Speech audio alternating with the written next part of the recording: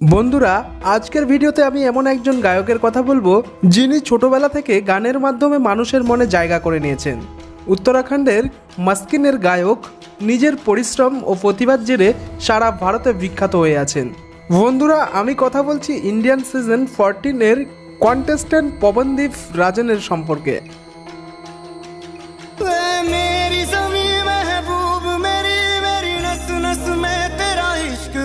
যার সঙ্গীত ছাড়াও তবলা বাজানোর বিশেষ দক্ষতা রয়েছে। আজকে পবনদীপ যে পর্যায়ে আছে তার জন্য অনেক পরিশ্রম করেছেন তিনি। চলুন তাহলে ভিডিওটি শুরু করা যাক। আপনারা যদি পবনদীপের ফ্যান হন তাহলে অবশ্যই লাইক করুন, আর নতুন হলে চ্যানেলটি সাবস্ক্রাইব করুন। পবনদীপের আসল নাম পবনদীপ রাজন। পেশায় তিনি একজন গায়ক ও মিউজিক ডিরেক্টর। তার জন্ম উত্তরাখণ্ডের চাম্পাওয়াটে 27 জুলাই 1996 সালে এক সঙ্গীতপ্রেমী পরিবারে হয়েছিল। পবনদীপের বাবা গায়ক ছিলেন, তাই জন্য তিনিও ছোটবেলা থেকে সঙ্গীতে বিশেষ দক্ষতা অর্জন করেছিলেন। Pawandeep university senior secondary school Uttarakhand থেকে করেছে।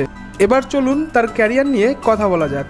পবনদীপের মিউজিক জার্নি ছোটবেলা থেকে শুরু হয়ে গিয়েছিল এবং তার বাবা মাও তাকে খুব সাহায্য করেছিল।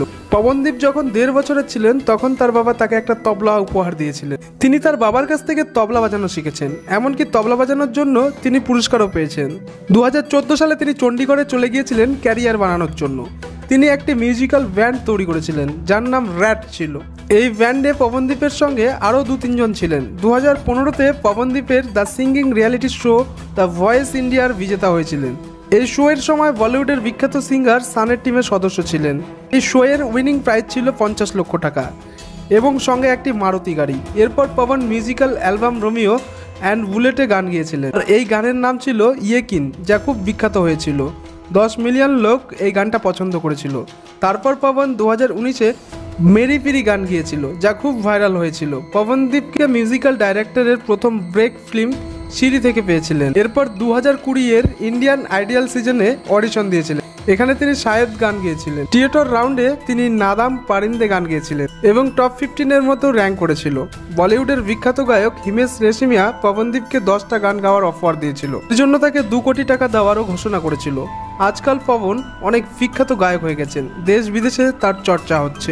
বন্ধুরা, কিছু লোকের দাবি সাবাই ভাট পবনদীপের থেকেও ভালো গায়ক। এই ব্যাপারে আপনাদের মতামত কমেন্ট বক্সে লিখে জানান। এবার চলুন পবনদীপের ফ্যামিলি ব্যাকগ্রাউন্ডটা দেখে নেওয়া যাক।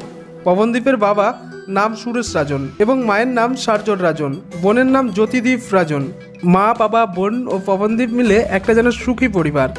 এবার চলুন পবনদীপের ইনকাম সম্পর্কে জানা যাক। পবনদীপের আগে ইনকাম হতো বেশিরভাগ স্টেজ শো থেকে। এক রাতের শো এর জন্য তিনি 50,000 টাকা চার্জ করতেন। এছাড়াও কোনো মিউজিক অ্যালবামের গান গাইলে 10 লাখ টাকা চার্জ করতেন। তবে এখন তার চার্জ অনেক বেড়ে গিয়েছে।